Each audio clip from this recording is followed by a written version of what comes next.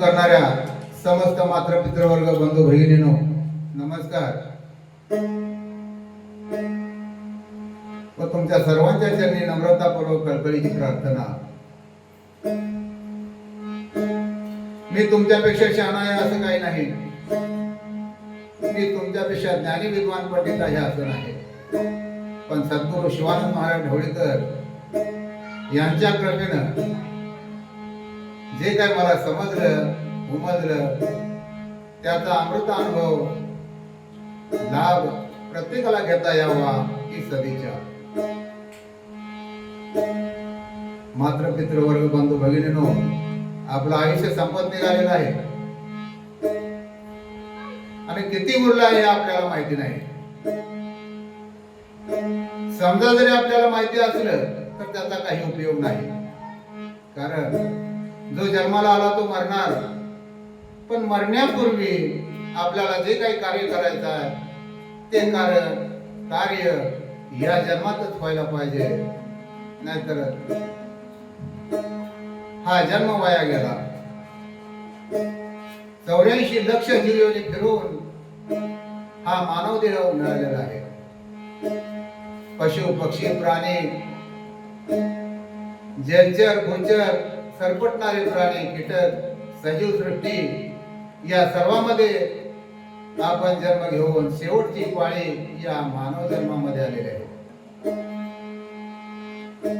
आणि या मानव देही येऊन जर आपण आपला शोध नाही केला, आपण आपल्यालाच आपलीच ओळख नाही केली तर आपला हा मानव जन्म वाया जाणार आहे। तेव्हा प्रथमतः आपणच आपली ओळख करून घेतली पाहिजे। मी कोण आहे, मला निर्माण करता कोण, तो कुठे आहे आणि त्याला कसं पाहिजे।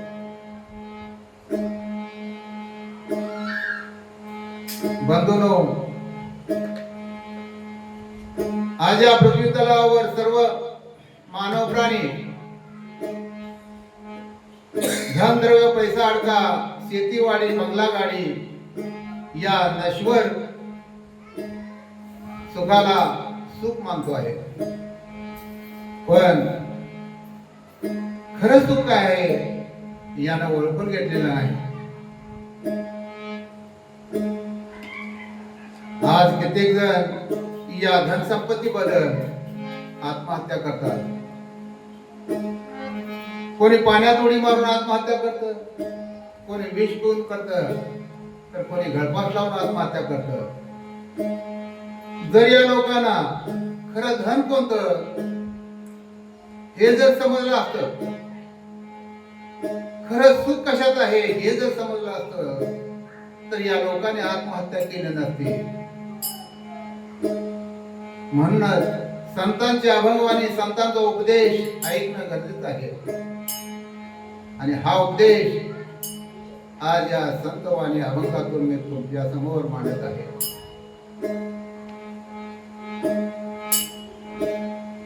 आज या दुनियेमध्ये अनेक लोक अंधश्रद्धेच्या विळख्यात सापडलेले आहेत,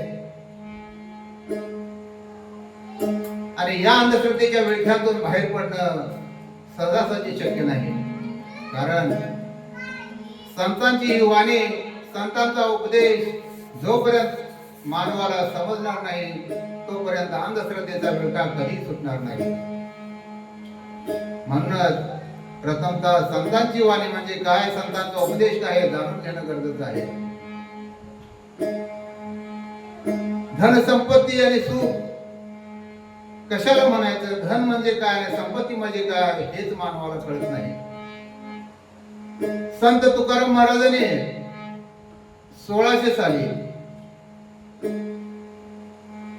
त्यावेळी आपली सारी संपत्ती धन द्रव्य सर्व काही लुटून दिलं। वक्तांशीर खायला अन्न सुद्धा नव्हतं।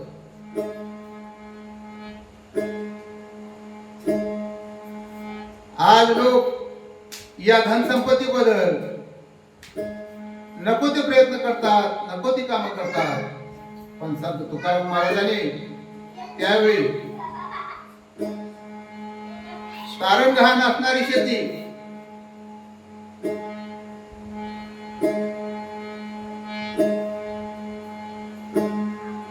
बिना पैसे परतावा पैशाचा न घेता ज्याची त्यांना देऊन टाकली आणि त्याची जी कागदपत्र होते ती गंगेमध्ये बुडवली आणि लोकांना सांगितलं तुम्ही शेती करून आपलं जीवन सुखाचं करा, पैशाचा परतावा करू नका. भक्तांची खायला अन्न नव्हतं. कुठलं वेळ लागलं तर तुकारामांना. त्याने असं का केलं? बायका मुलांचा किती हाल झाला असेल, पण त्याने त्यांचा विचार केला नाही. तुकारामाने असं का केलं? तर त्यावेळी तुकारामांना संत ज्ञानेश्वर माऊलीचा अभंग डोळ्यासमोर दिसला. संत ज्ञानेश्वर महाराज त्या अभंगामध्ये म्हणतायत, अवघाची संसार सुखाचा करीन, आनंदे भरीन ही लोकी. जाईन गे माय तया पंढरपुरा, भेटेन माहेरा.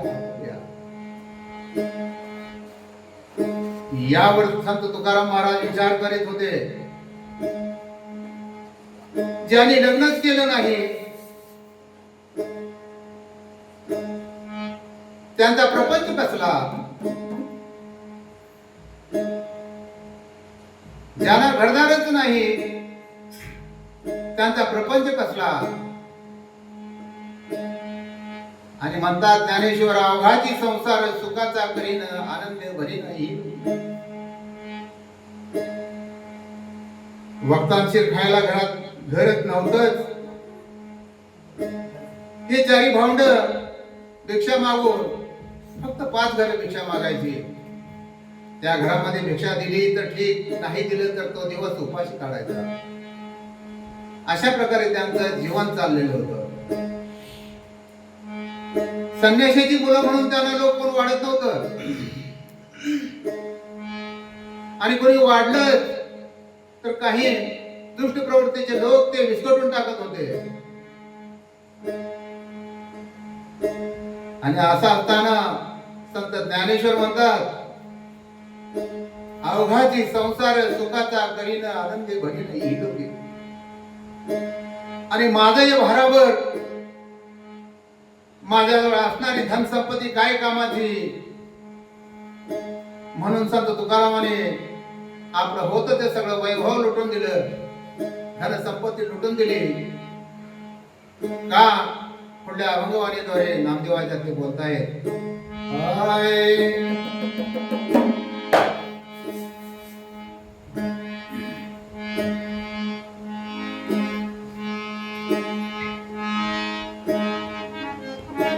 सुख लागी करीसी तळमळ, सुख लागी करीसी तळमळ, सुख लागी करीसी तळमळ, सुख लागी करीसी तळमळ, सुख लागी करीसी तळमळ, सुख लागी